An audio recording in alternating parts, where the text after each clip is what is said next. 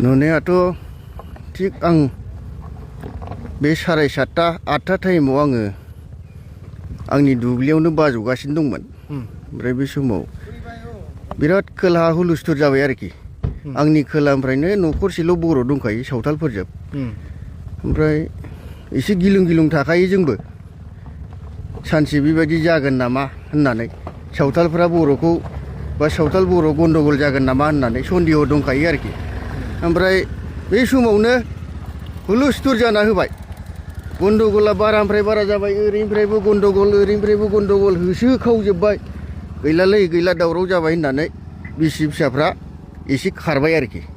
खारबा मोसौ सिखावसो होननाय खोनाफिनबाय 10 मिनिट 15 मिनिट उनाव। ओमफ्राय जों एसे खोलाहा नामायबोनानै नायफैबा फुरा गारिखौ सावनाय नुहुरबाय आरोखि। ओमफ्राय 12:30सो टाइमाव बिसोरो बावहाय नैबे हाग्रायावनो फुरा बोरला जं बायदिसिना सिखा लानानै रायजोफ्रा 20-30 जनसो दंखायोमोन आरोखि। औ सावथालफ्रा 12टा 1टायावनो फुरा सिसा होगासिनो दं, माबा माबि होगासिनो दं बिसोरो। ओमफ्राय आंबो एसे गिनाय मोनदों। बेटारि गारि सालायबोगासिनो दंमोन आङो। ओमफ्राय आरो आंनि फिसाज्लाया दसे उनाव सालायबोबाय। ओरै गावहां माहां खालामो ओमफ्राय गावथाया आरोखि। दस्राथिं ओरै फाथिफिननानै माबायो। बेबायदि जादों आरोखि। फिसाज्लायाबो खिन्थाहैबाय आंनो थांजालालै बे लामाजों बोरला गावहां माहां खालामो होनना बुंहैबाय आंखौ। ओमफ्राय थिग 8टायाव काहिनि जानाय नालाय ओमफ्राय सिरि जाबाय। अरा ब्लाव ब्लाव जोंबाय।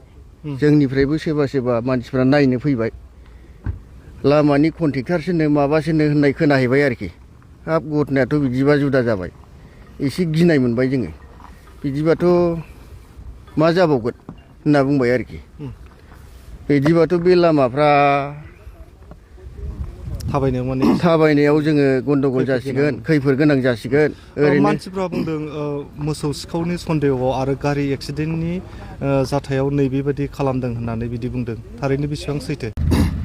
बेथ' नैबेयो गुरिनगर होनो। ओमफ्राय नैबेयो दक्षिन कारिगाव होनो नामा नैबेयो। बे लामाया बबेसिम? बे लामाया आवदां नेसनेल टु आवदां मालसिं रड होनना बुङो आरोखि बेखौ। एकदम आं बे सेरावनो रायजो जायो। बेजोंनो थाबायो आङो। हर सान बेजोंनो थाबायो आं। बेनो आरोखि।